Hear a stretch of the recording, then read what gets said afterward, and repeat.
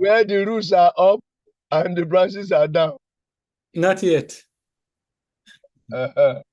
So, but can it be found anywhere at all?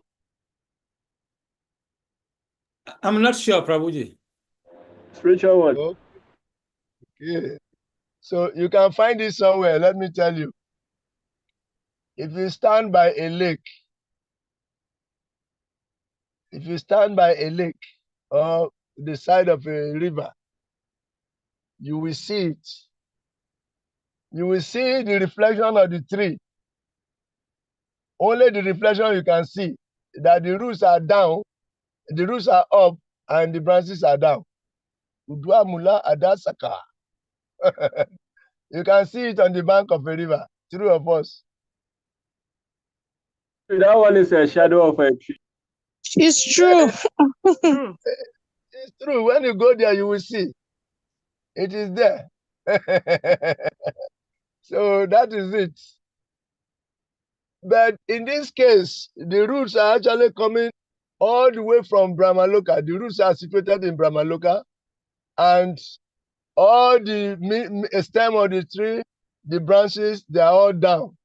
The roots represent Brahmaloka. The middle part of the tree represent the middle planetary systems. Then the downside represents the lower planetary system, where the branches are. So this is a perverted reflection. So if you have ever heard that phrase, this world is a perverted reflection of the spiritual world. This is what it means. It is this banyan tree. But this banyan tree, in this world, it is called Astawa. What is the next line in the Aswatam? Aswata. It is called Aswata. It is described as Aswata. Aswata. What does it mean? In the word for word translation, you can see it that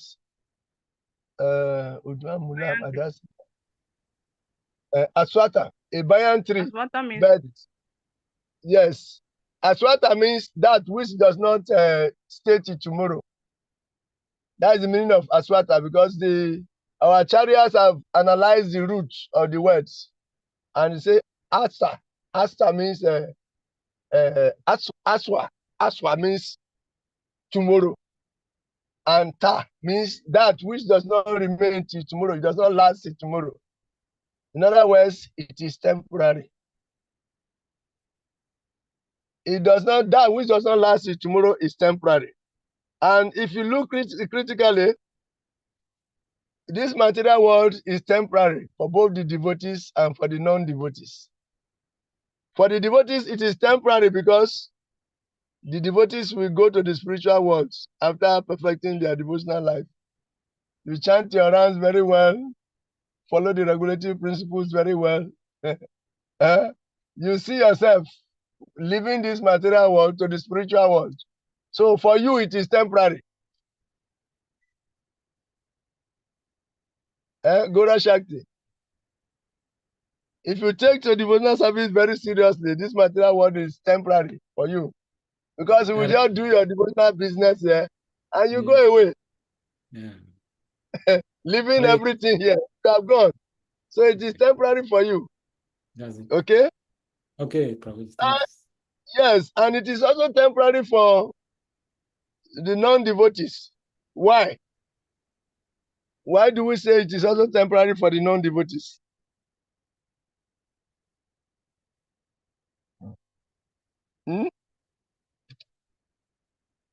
Why do we say it is temporary for the non-devotees also? Hare Krishna, Prabhuji. Yes, it is temporary for the non-devotees because, they are going to die someday. So everyone is going to die. That's why it is said that it is temporary for the non-devotees too. Yes. Okay. It is temporary because everybody will die and go. So in other words, by extension, everything one is aspiring for in this world, it will be ripped apart.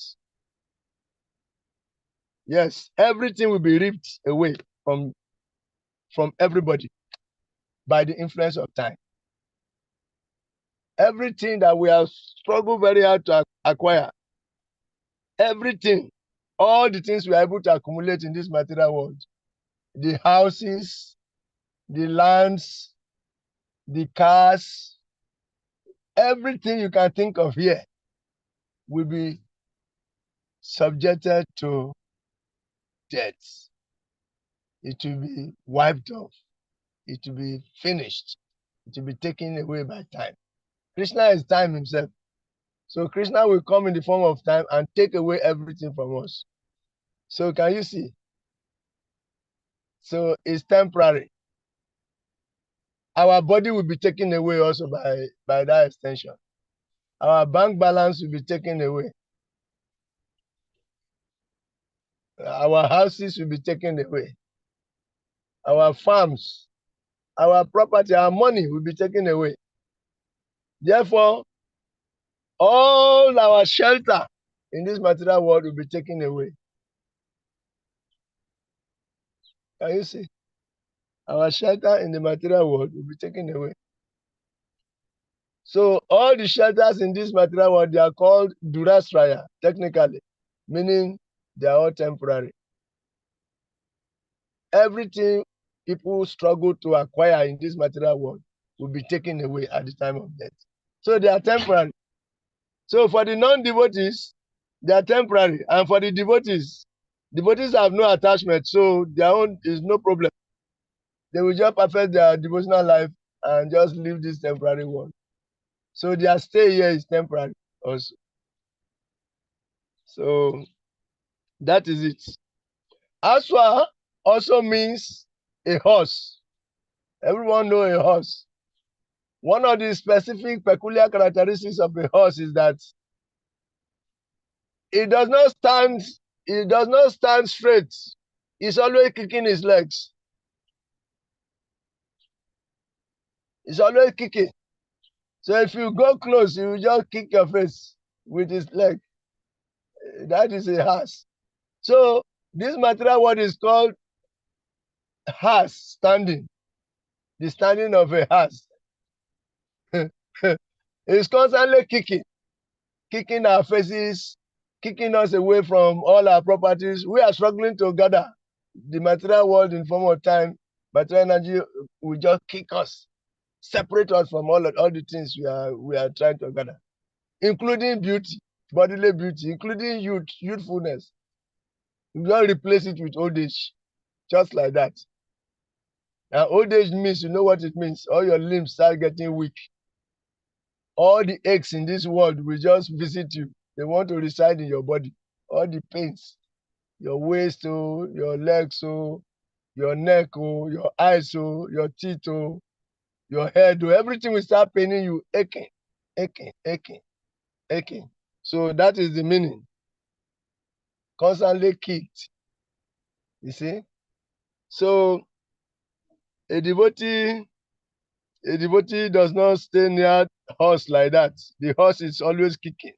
That horse is the horse of time, material energy, always kicking us in the face. Boah! Kicking the face. Boah! I'm the father of some children. As father of children, when did you become father of children? Wow! Kick your face. I am a first class product of so university. When did you become a first class product? And how long will you remain? The house will kick your face. The house will kick your face and the certificate finish at the time of death. I have a big bank balance. I banked in 5 banks, and my money is plenty there. I can do business with it. When the house kick your face, you'll be separated from your bank balance. Some thieves, the bankers themselves will steal your money and use it to do business, to loan to people and make money out of it, start building houses. You see bankers, they just dress nicely, they stay in the office, but every time you see that they are renting very big, the biggest houses in the whole country. They are the ones who rent it.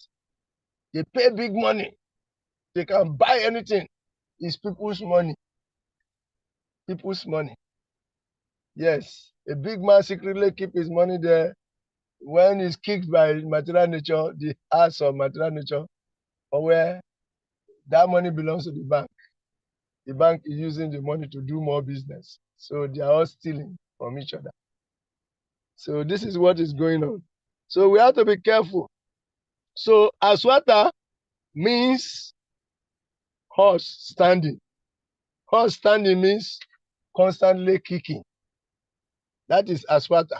Aswata means constantly kicking. Eh? Constantly kicking. Constantly kicking. And meanwhile, don't forget, you are standing on the bank of, you are standing on a tree which is on the bank of the material nature, and is standing with his roots up and his branches downwards, and you are being constantly kicked. Udwa mula adasaka. Aswata. Udwa mula adasaka. Yes, adasakam. Aswatam prahu avyayam. But it is also described. Every morning Mate- to purify ourselves.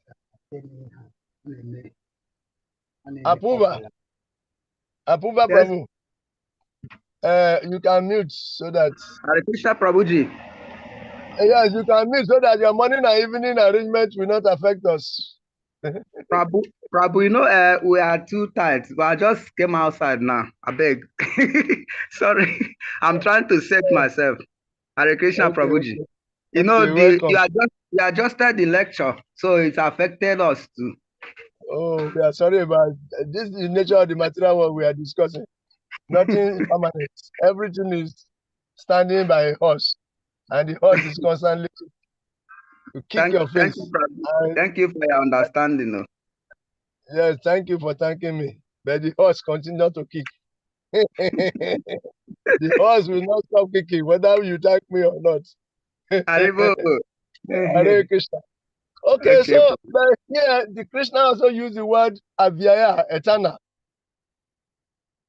You know, Krishna also used the word eternal to describe material nature. But material nature itself is eternal. But our activities in the material world are temporary. So that is it. So particularly for the non-devotees, this material world is eternal because as long as they remain perpetually in envy of Krishna and refuse to surrender, they continuously take body one after the other. So their stay here is like eternal. That's why I say Nitya Bada, eternally conditioned. Until they come to Krishna consciousness, they surrender to Krishna and offer obeisances. Otherwise, they remain perpetually in the material world. As long as their envy remains, they remain here. So that's why you have to be very careful to cultivate certain qualities. We are going to come to that when we get to verses 3 and 4. Then we know that the material energy is eternal, but it manifests sometimes and is unmanifest at another time. This is what is going on. Okay? It is manifest sometimes, it is unmanifest at other times. Okay? The banyan tree has its roots upwards and the branches down. Therefore, it is very uncomfortable. This material world, Apupa Prabhu, is very, very uncomfortable. Prabhu, yeah, I know. Imagine somebody is holding your head down and your legs are up. Because naturally the legs are supposed to be down, the head is supposed to be up. But here's a situation where the head is down and the legs are up. It's terrible. It's terrible, very, very awkward. It's very, very awkward and very, very painful, uncomfortable. And that is the nature of this material world. Because that which is supposed to be down is up. And that which is supposed to be up is down. This is the nature of the material world. Udwa mula adasaka. So legs up, head down. Very awkward, uncomfortable situation. Everything go wrong here. Everything go wrong. Everything that can go wrong is already going wrong here. This is the material words. Prabhu. So a devotee must learn the science of detachment. A devotee must learn the science of detachment. That's why Krishna is beginning Purushottama Yoga by teaching the necessity of detachment. The necessity of detachment, in the practice of bhakti. Because he said, if you practice devotional service uninterruptedly, Mount Chayobia Arena, in the chapter 14, he said, if you practice uninterruptedly, only then real devotional service actually begin. You can transcend the influence of the moods when you are able to practice consistently, unconditionally. But how to practice that bhakti yoga? First, you must have certain background, certain qualities. And the number one quality is detachment. So it is necessary for all of us to learn the science of detachment. If you don't, it will be very difficult to practice devotional service. So there is a formula that if you just engage yourself in devotional service, automatically detachment will come. But you have to consciously learn the science of discrimination. Yes. So this place is a perverted reflection of the spiritual world where everything is going wrong. Now, Krishna gave some details about this banyan tree. In the details, Krishna said the Vedic hymns, the leaves of the banyan tree represent the Vedic hymns. Apuba, Apuba, Apuba Prabhu. Stop this side talk and don't off your video, please. Keep your video on and avoid side talks. This is the month of Kartik. You have to be focused. Very, very important. Don't allow any distraction, okay? Because you achieve so many things. So many things are ready to distract you. Anybody Okay, talking to you now is a distractor.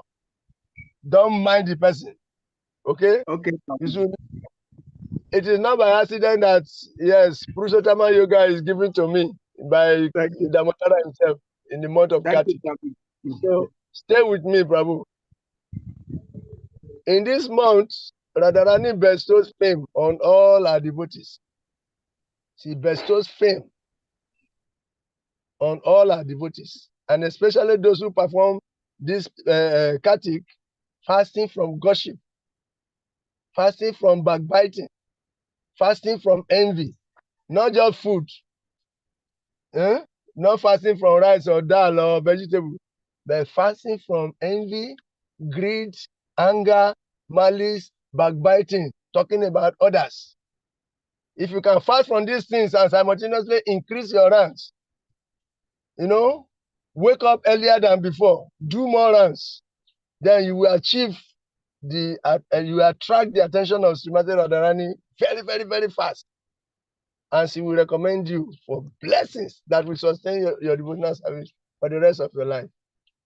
So anybody distracting you is not your friend now. Cut that person off with the weapon of detachment, which we are trying to learn. Krishna is trying to teach us detachment. That without a sense of detachment, we cannot practice devotional service successfully. We need this background, okay? So let me tell you how this goes. More analysis. The leaves represent the Vedic hymns. In this tree, first we are saying there is a banyan tree. In this banyan tree, the roots are up, the branches are down. And it cannot be found anywhere but on the bank of a river. So this material world is a reflection, a perverted reflection of the spiritual world. Okay? So, but there, the leaves of the banyan tree are very, very important. If a tree is very green during the rainy season, it is very attractive. It entices birds. It entices monkeys. It entices all kinds of living entities who will come there jubilantly with great happiness, and they will enjoy. Monkeys jumping from branch to branch, enjoying themselves. They don't jump branch to branch on dry trees. When a tree has no leaves, it's just like a skeleton. Huh? A tree that has no leaves. It's like a skeleton. So when you recognize a tree, for the first thing, when you come close to a tree, the first thing you recognize is the leaves. It is the leaves that make a tree attractive. And this banyan tree of material nature has leaves. What are these leaves? The Vedas have these leaves. What are these leaves? Janma, what are the leaves? The Vedic hymns. The Vedic hymns. The Vedic hymns are the leaves. And these Vedic hymns, they have described so many processes, so many beautiful processes. If you perform this jagya this time, you get this result. If you perform that jagya that time, you get that result. You perform this jagya, all kinds of jagyas, ritualistic ceremonies. If you perform them, you will get a particular result. A result that will give you some immediate satisfaction. You will surely get. So the Vedic hymns are the ritualistic ceremonies of the Vedas. The leaves of the banyan tree are the ritualistic ceremonies of the Vedas. They make the tree attractive. People are attracted to Vedic knowledge and Vedic science because they want to take advantage of the ritualistic ceremonies. But ritualistic ceremonies alone, without Krishna consciousness, is Kamakanda. Ritualistic ceremonies without Krishna consciousness is Kamakanda. Therefore, Krishna says, rise above the Vedas. When he says rise above the Vedas, it means you should rise above the flowery language of the Vedas. And when you are no longer bewildered by the flowery language of the Vedas, the flowery language of the Vedas means these ritualistic ceremonies. And they constitute Kamakanda. Okay? So you must rise above the Kamakanda mentality. Because the fruit of the Vedic hymns, the tree produces, this Vedic tree of a banyan tree, it produces 4 kinds of fruits. 4 kinds of fruits. But those fruits, they are not very much attractive to devotees. Activities, regulated activities for economic development. And economic development for regulated sense gratification.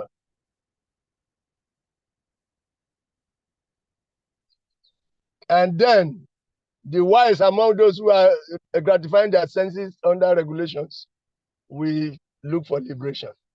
But generally, the people who are looking for Dharma, Artha, Karma, they are not thinking of moksha. They are stuck in the lower 3, doing all kinds of activities to raise money, so that when they raise money, they can gratify the senses. Understand? So in this Vedic tree, there are very, very fresh buds, buds, buds. These are like the fresh, succulent part or the soft part of the tree, the newly grown ones. The ones that are newly growing, the fresh leaves, where they are growing out from, very soft. Those are the ones that the birds come to eat. The monkeys eat them, and all kinds of living entities in the bush, they eat, they are attracted. Actually, those are the secondary roots. Because the banyan tree will grow and grow and grow and grow and grow. When it gets to the ground, it will just shoot. It will just shoot some of the branches into the ground. And that particular branch become a root. Banyan tree will shoot some branches into the ground. And that one becomes a root. And it begins to grow upwards again. At a point, it shoots another branch. That one becomes a root also. In this way, there is up and down movement like this. Undulating movements of the banyan tree. It's so big to the extent that you cannot even know where the original root is. Because so many roots have come to gather around the original root. And they are entangled themselves so that you cannot separate them. This is the banyan tree. And the very soft parts of the newly coming buds, coming fresh flowers, those areas are the objects of the senses. So there is this story that is told of a man, one of their chariots. A young man was going around looking here and there, doing environmental scanning. Then he came across some very nice objects of the senses. He went ahead and he bought them. He went home and he got some satisfaction after he enjoyed the things. He was very happy. Then that satisfaction propelled him again, pushed him to go further, to get newer ones, because the satisfaction that is generated by the object of the senses will propel you to look for more. As you are looking for more, so material nature cooperates with you and it will produce more for you, produce fresher, newly improved. That's where the term newly improved come out. Newly improved. The same thing, they can just change the packet. That's a newly improved. Then you go for it. When you get it, you get some satisfaction. They encourage you to look for more money. Then another newly improved has come again. They supply you with the money. You use the money to acquire the newly improved. And that will motivate you to go look for more money again so that you can acquire the next newly improved. So in this way, they are accumulating, acquiring newly improved for the whole of their life. This is what is going on. But Krishna is saying that you should not stay there. As a devotee who want to practice bhakti, you need to learn the science of extricating yourself. We need to learn the science of extricating ourselves from being entangled in these three, jumping from one branch to the other like monkeys looking for sense gratification in the banyan tree, instead of trying to get out of the tree or becoming a Vedavit. Krishna is Vedavit, original Vedavit. A devotee is also a Vedavit. A devotee is also a Vedavit because a Vedavit is one who knows this tree as it is and who knows how to extricate himself from the tree.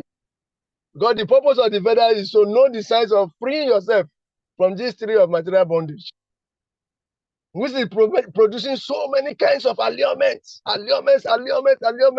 You buy this one, another one is there for you to buy. You buy this one, newly improved has come. You buy that one, newly improved again. So they are encouraging you to work very hard, harder and harder, so that you can be able to purchase the newly improved. Is this what we are going to use all our lives for? Devotees are in knowledge. They say no. They have to practice detachment. So when you go further in verse 3 or so, you will come across the science of detachment. You have to get this detachment. So you have to extricate yourself from this tree with the weapon of Asanga Shastri now, with the weapon of detachment. So I'm giving this summary because by the time we are reading through, we are going to see everything that we have already said. And what we have said will be confirmed. Then it can sink in. Yes, we can sink in like that. So first, generally, don't forget, the Karma Kandis, the ordinary Kandis, those who are non-devotees, they are interested in activities to generate money and money for regulated sense gratification. They are not interested in liberation. But a devotee is interested in liberation. Therefore, he requires the weapon of detachment to cut himself free from this entanglement of fruitive sense gratification. Can you get it right? So this is it. So the material nature, the Vedic hymns are those things that attract and keep the living entities in the material world. The Vedic hymns generally are of the nature of Kama Kanda. The Vedic hymns are of the nature of Kama Kanda. They offer allurements for Dharma, Artha, Kama, and Moksha. But most people are interested only in Dharma, Artha, Kama. They are not interested in Moksha.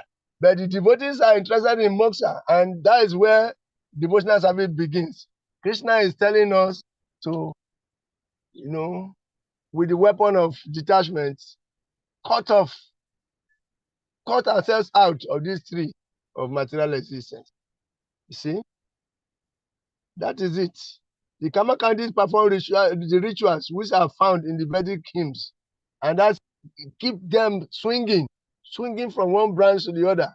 They jump from one branch like monkeys. They jump from this branch, they go to another branch. They are jumping from branch to branch. And the Vedic ritualistic ceremonies are the ones that are keeping them there. And Krishna said, therefore, become a Vedavid. A Vedavid is one who knows the Vedas.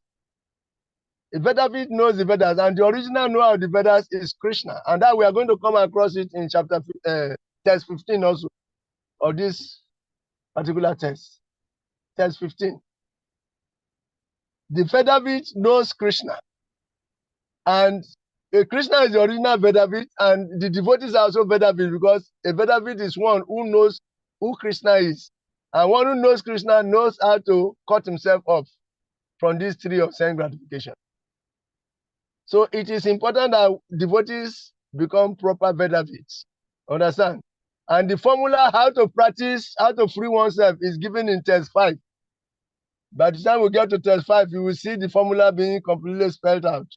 Because we are in a complicated mess, because the branches of the banyan tree, they come, they grow out, they come, till they are very complex. You can't know which is which, and we are entangled in it.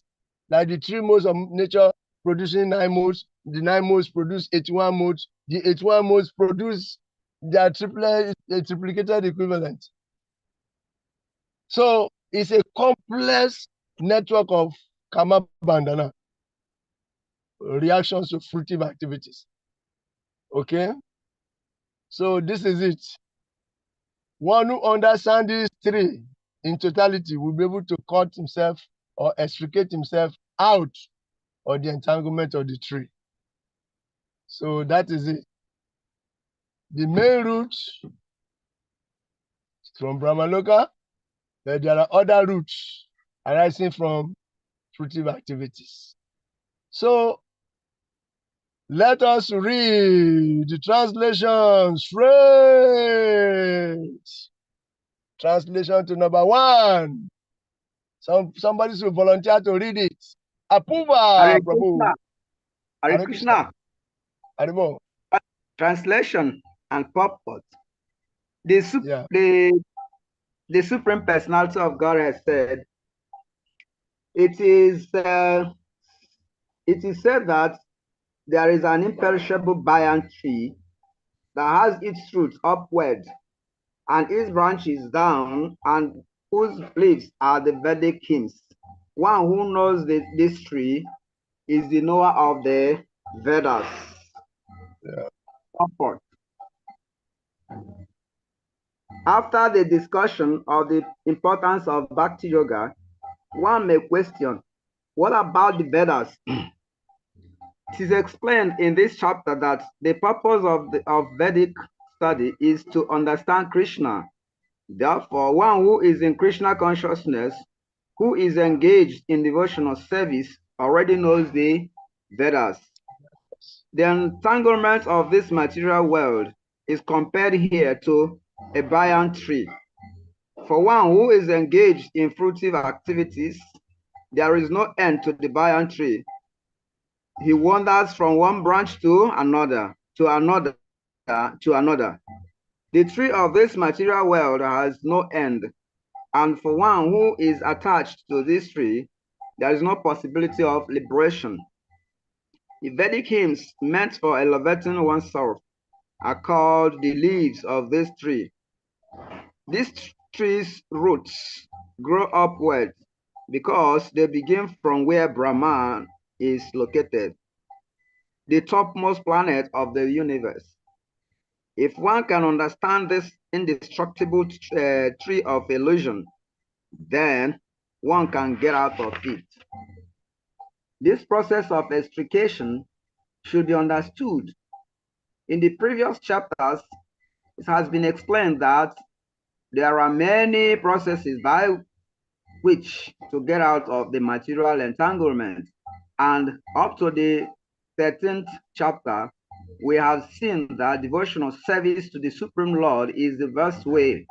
Now, the basic principle of devotional service is detachment. from material activities and the attachment to the transcendental service to the Lord. The process of breaking attachment to the material world is discussed in the beginning of this chapter. The root of this material existence grows upwards. This means that it begins from the total material substance, from the topmost planet of the universe. From there, the whole universe is expanded with so many branches representing the various planetary systems. The fruits represent the results of the living entity's activities, namely religion, economic development, sense gratification, and liberation. Now, there is no ready experience in this world of a tree situated with its branches down and its roots upward. But there is such a thing that tree can be found beside a reservoir of water. We can see that the trees on the bank reflect upon the water with their branches down and roots up. In other words, the tree of this material world is only a reflection of the real tree of the spiritual world. This reflection of the spiritual world is situated on desire, just as a tree's reflections is situated on water. Desire is the cause of things being situated in this reflected material light. One who wants to get out of this material existence must know this tree thoroughly through analytical study. Then he can cut off his relationship with them. This tree, being the reflection of the real tree, is an exact replica. Everything is there in the spiritual world. The impersonalists take Brahman to be the root of this material tree. And from the root, according to Sankhya philosophy, come Prakriti, Purusha, then the three gunas, then the five gross elements, Panchamaha Bhutva, then the 10 senses, Dasendriya, mind, and so on. In this way, they divide up the whole material world into 24 elements. If Brahman is the center of all manifestations, then this material world is a manifestation of the center by 180 degrees, and the other 180 degrees constitute the spiritual world. The material world is the perverted reflection, so the spiritual world must have the same variegatedness, but in reality. The Prakriti is the external energy of the Supreme Lord, and the Gunas and the Purusha is the Supreme Lord himself. And that is explained in Bhagavad Gita. Since this manifestation is material, it is temporary. A reflection is temporary, for it is sometimes seen and sometimes not seen. But the origin from whence the reflection is reflected is eternal. The material reflection of the real tree has to be cut off. When it is said that a person knows the Vedas, it is assumed that he knows how to cut off attachment to this material world. If one knows that process, he actually knows the Vedas. One who is attracted by the ritualistic formulas of the Vedas is attracted by the beautiful green leaves of the tree.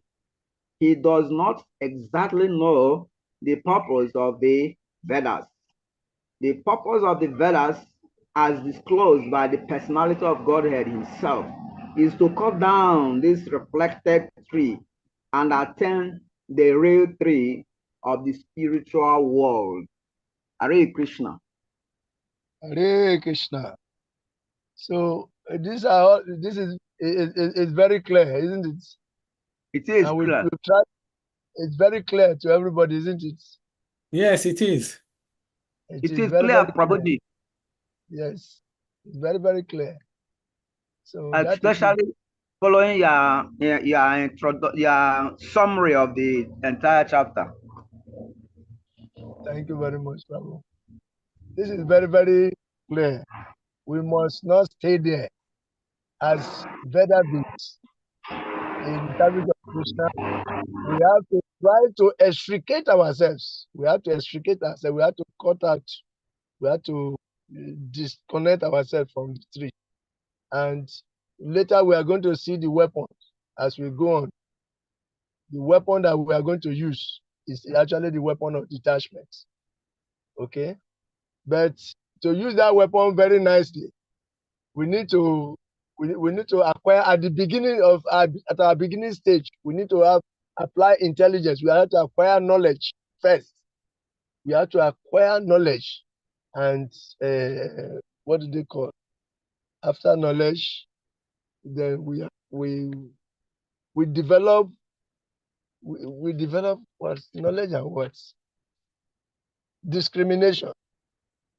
We have to acquire knowledge and develop a sense of discrimination so that we can filter illusion from reality by knowledge and discrimination. That's why Krishna is trying to give this analytical approach, Yes. so that we can By also be knowledge able to filter knowledge and discrimination. detachment. Detachment is there. It's the main Okay. thing. But we have to discriminate that which is good for us, which is anukulia to Krishna, and that which is particular to Krishna. We have to be able to separate these two. Understand? We start by not eating certain foods, the certain food that are going to increase our mood, press us down. We avoid them. Certain habits that we press us down, we avoid them. So by that, knowledge and discrimination first. Then detachment will be the byproduct. You see? So that is it. At this beginning stage, we need to acquire this knowledge of you are not this body, you are a spirit soul. These are the three modes of material nature. The spiritual world is like this. There is birth, old age, disease, and death. That as long as you are here, everything will be taken away from. We have to acquire this knowledge. Then we have to apply discrimination. That means we select our activities, what we do, what we don't do. If we do this, what is the result of this? Then by that discrimination, we avoid all the avoidables. Yeah, while acquiring more knowledge, do all the possible positive doables. And in that way, qualify ourselves to move through the block. In this way, we attract the attention of the higher beings and the whole param. Then they manifest at different stages in our devotional life to push us through any challenge we face. Challenges will be there, but we'll be climbing over, and we'll be going further and further and further, becoming more and more mature.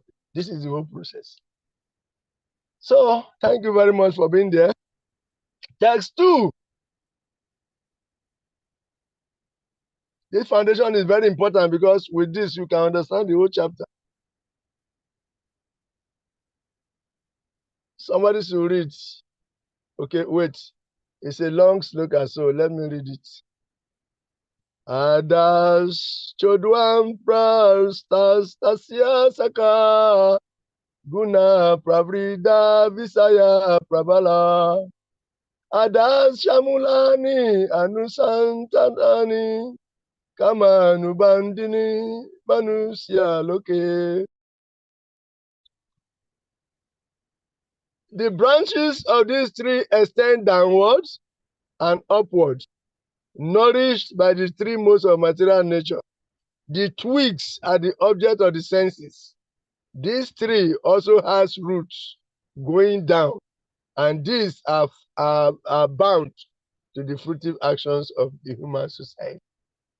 So you understand the twigs and the story we told of a man who was just strolling around doing environmental scanning, and he came across some object of the senses. He bought them with his money. He went to gratify the senses, and he felt some satisfaction. So that satisfaction propelled him to move further again, to go and buy more objects of the senses. He bought them. He got the desired satisfaction. That propelled him to buy more again. He went, he worked hard. He propelled him to work hard to gather the money to buy the next object of sense gratification. And he kept on buying, getting allured deeper and deeper. In this way, he's jumping from one branch of the tree to the other, rather than freeing himself, starting the process of freeing himself. He's busy jumping from one branch to the other like a monkey trying to enjoy the fruit. And this is it. That is why new improved. The modern scientists have understood this, so they say new improved. Even if it's just a carton, they can change the labeling. They say new improved. They bring it out again. The next month again, new improved. In this way, they are always improving because the allurement, the process of allurement is to go from one allurement to the other. One sense gratification, it produces some satisfaction. We want to experience more satisfaction, so we go in. Material nature is actively involved in providing newer and newer allurements for our sense gratification. She is doing her duty very expertly, and the living entities are just following, going from one allurement for a whole lifetime. For a whole lifetime, just going from one allurement to the other, trying to gratify the senses. They are not getting enough. They want more gratification because of the little experience they have. They go in for more. Therefore, they are never fully satisfied. Instead, there is still something more to add, something more to add. And that motivates them to work very hard to acquire the money to enjoy the next object of the senses. So this is how karma, fruitive activities are created. The entanglement by fruitive activity is created by this activity, that desire to gratify the sense object. Another morning. Another morning. Stop. Another morning. Hi, Oh Mr. my God. Sabu, she's in the kitchen, so I'm Hey, sure she you mute. can't hear you. You mute. You mute. Another morning. Mute. Mute. Mute. Mute. Mute. Ah, he doesn't know how to mute. Mute your this thing now. Now she has learned the signs of muting. Otherwise, we know now. Many people do different things during class. Don't disturb the whole class. Don't disturb the whole class. So this is how this world is the entangling nature. The material world is very entangling because there are branches and sub-branches and sub-branches, and you cannot able to find the original branch again. So allurements, more objects of the senses, going from one newly blossomed, buds, they represent this object of the senses.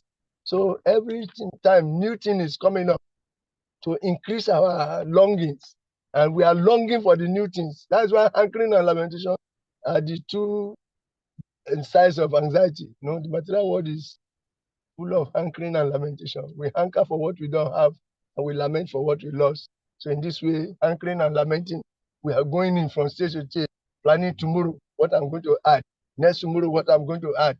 When I become 50 years old, I will add everything. My house, if you see my car, you will not know me. All those kind of determinations, they are rising from, they are predicated on this desire, the little satisfaction that they get from the senses, bringing the senses in contact with their objects. That's what is keeping the material world going. Nunam pramata krute vikarma. These activities completely implicate us into deeper and deeper level of entanglements in material existence. Okay. Translation. Purport. Test 2. Purport.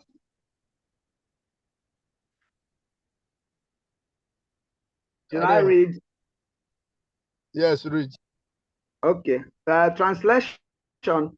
The branches of this tree extend downwards and upwards, nourished by the three modes of material nature. The twigs are the objects of the senses. This tree also has roots growing down. and these are bound to be fruitive actions of human society. The purport. The description of the banyan tree is further explained here. Its branches spread all in all directions. In the lower part, there are variegated manifestations of living entities, human beings, animals, horses, cows, dogs, cats, etc. These are situated on the lower part of the branches, whereas on the upper part are higher forms of living entities, the demigods, Gandharvas, and many other higher species of life. As a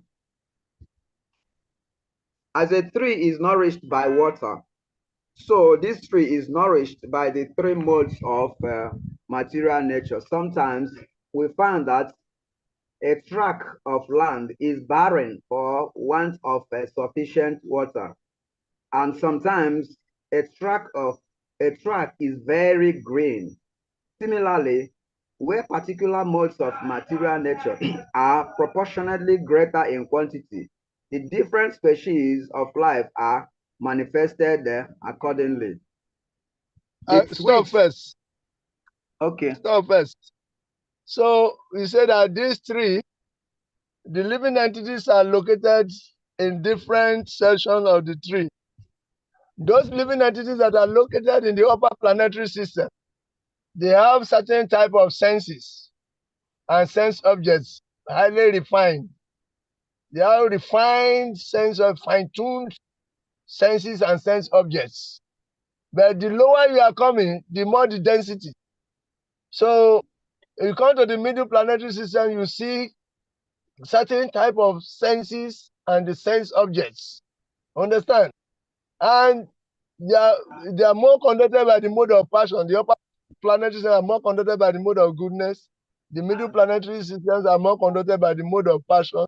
And the lower planetary systems are more conducted by the mode of ignorance. So these modes are the ones nourishing the living entities on different levels, creating certain type of senses and the attraction therein and the objects of the senses that correlate to that level, to that portion of the tree. So this is what is going on. So as human beings, we are here. We can know our level now. We are not in the highest level. We are not in the lowest level. We are in between. Human beings are mainly conducted by the mode of passion. Okay? So we have to know our level, and there's something beautiful about this, our human level. Let us read on. Read the next paragraphs. Okay. Then the twigs of the tree are considered to be the sense objects. By development of the different modes of nature, we develop different senses. And by the senses, we enjoy different varieties of sense objects.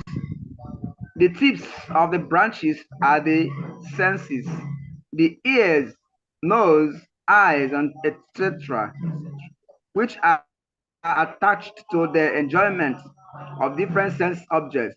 The twigs are sound, form, touch, and so on. The sense objects. The subsidiary roots are attachments and aversions, which are byproducts of different varieties of suffering and sense enjoyment. The tendency towards piety and impiety are considered to develop from these secondary roots, which spreads in all directions. The real root is from Brahma Lok, and the other roots are in the human planetary system. After one enjoys the results of virtuous activities in the upper planetary systems, he comes down to this earth and renews his karma or fruitive activities for promotion. This planet of human beings is considered to be the field of activities. Hare So Krishna. you can see, Hare Krishna, this level of action and reaction, karma, is only on the middle planetary system. It's only on this Earth planet mainly. And that's why Krishna comes down to the Earth planet to perform pastimes. So that those who are lost in the bondage of fruitive actions and reactions, they may get a clue to come out. Understand? So if you want to be free from this illusion, read chapter 5, text 5. Text 5 of this particular chapter. The formula is given. Nirimana moha jita sanga dosa adhyatma nintya vinivrita kama dwandwai vimukta sukadukai sangyai kashanti yamuda padam avyayam tat. So this is given, but before then, this is where we are now. So this Earth planet is very, very important. This is where there is equal amount of suffering, equal amount of distress. But in the lower planet, there is too much suffering, so much that they don't have time to think of God. In the higher planet, there is so much enjoyment because they're enjoying the fruits of what they have done already. So there is no question of action and reaction, but in these middle planets, there is karma, action and reactions that can bind us. So by qualifying our activities here, we can liberate ourselves from material bondage altogether, both pious and impious.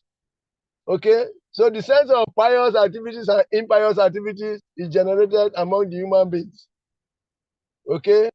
So the human beings have to do activities. When activities are conducted according to scriptural regulations, according to the regulations of the Vedic hymns, according to the regulations of the flowery language of the Vedas. The flowery language of the Vedas are not too bad. The Kamakanda activities. They are arranged in a way that by performing and following the regulations therein, one will be gradually elevated. So they are not bad. They are to take you higher and higher gradually if you follow these regulations. If you want to have sex, regulate yourself according to that standard. If you want to eat certain food, offer it first like this, like this, like this, like this. So the regulations are there to bring about sanity. Otherwise, pramata, without sanity, there is pramata madness. Vikama activities, unregulated, anyhow. Activities that will bring suffering alone. But when you regulate the activities with the Vedic injunction, that becomes the Kama Kanda, and there is gradual elevation, gradual purification and elevation. So this is the level. So thank you very much. Human form, very important. Our location on the tree, very, very important.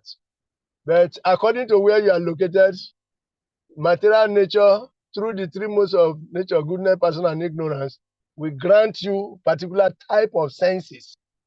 We have particular type of senses with which you appreciate certain particular type of object of the senses in minute details. So even while on earth, different people are experiencing different, they are given different level of senses to appreciate certain level. Just like a human being salivates when he sees a ripe mango, isn't it? But it does not salivate when he sees a lump of flesh. But on the other hand, the tiger will salivate when he sees a lump of flesh. It does not salivate at all when he sees ripe mango or pawpaw. So according to our association with the modes, we are given a particular type of senses and sense objects to appreciate. And that's why human beings, they know good, they know bad. God asked the dog, which good does he know? Apart from following human beings to eat his stew. Which good does a pig know? Apart from drinking the liquid stew with dexterity, with agility, with determination. What else does he know? Or to have sex very strongly and produce 20 children at once. Apart from that, what does he know? You see, all the senses are tailored. The senses are the software. They're like the software of the living entity in that particular classification. They have a particular type of software that are only able to go and appreciate certain kind of sense objects and nothing more. Go and give mango to a pig, he will match it and go and eat stew. We step on the mango and go and eat the stew. Yes, put mango, ripe mango, Hare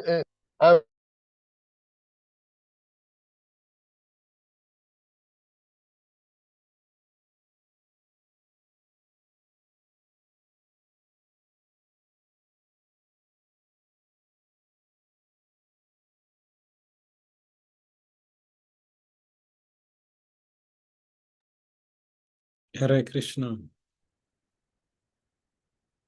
Hare Krishna.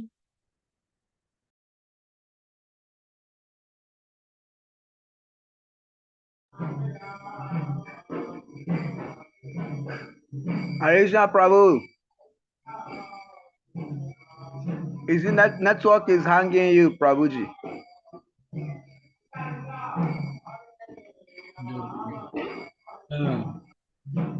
About network.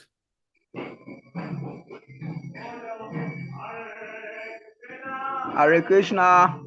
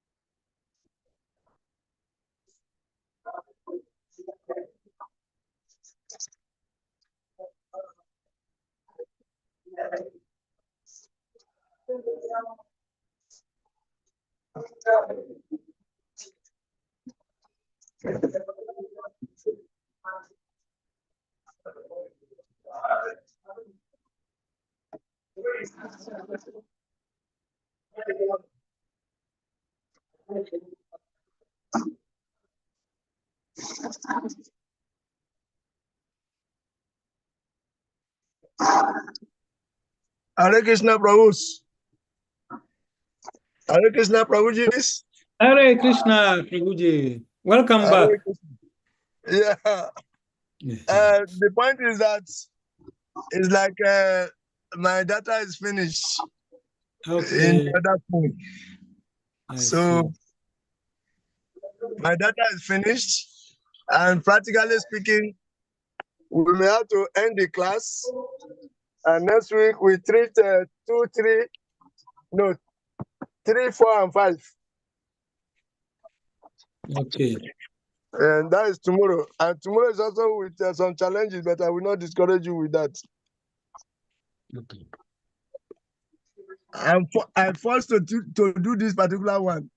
Tomorrow I'm going to force again. All right. Yes, Thank you. so that we can finish the first 5 verses. Okay. Tomorrow we do 3, 4, and 5. Okay. Okay. So Hare Krishna, thank you very much Hare for Krishna, coming. Prabhuji. Hare Krishna, Prabhu. Haribo. I hope you enjoyed Hare it. Krishna, Prabhu Ki. Not Jai. like that. Not like that. Did you enjoy the class? This is what I'm asking you. Yes, yes. Oh, very interesting. Okay. So let us do it tomorrow, okay? Yes. Let's continue tomorrow. Thank you very much for being there. Yeah, welcome, Prabhuji. Jai. Yeah. Gora Bhakta Vrinda ki Jai. Jai. I bet you should read ahead though and make your notes down. Read ahead and make your notes down because it's very interesting. These first 5 verses are very, very, very, very important for any devotee. Okay. And if you can understand it, you understand your position in the material world on the banyan tree, and you know how to extricate yourself. So Okay. tomorrow we talk about the weapon, detachment as the weapon. Okay. How to sharpen that weapon. We're going to talk about that also. We reveal a secret. How to sharpen the weapon of detachment. Asanga Satrina. How to sharpen it. We are going to reveal that.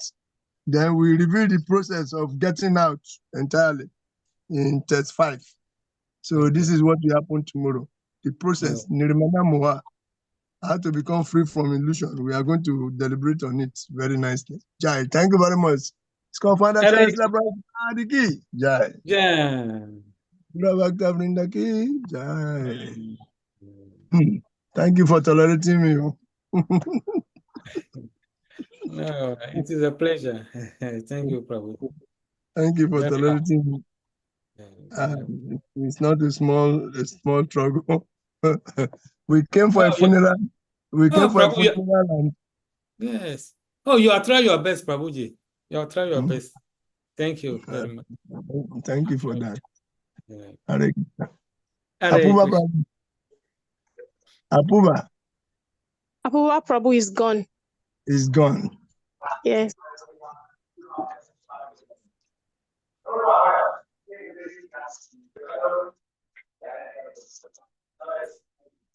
Prabhu, you can end the meeting. So, Prabhu, Janma, the line is breaking. Oh, others can Janma leave since Prabhu has not Haribo, ended the tomorrow. meeting. Haribo, see you tomorrow. Me, Janma, I'm owing you a lot of apology.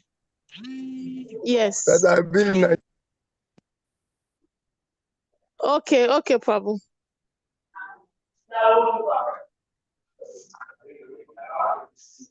Others can leave the meeting.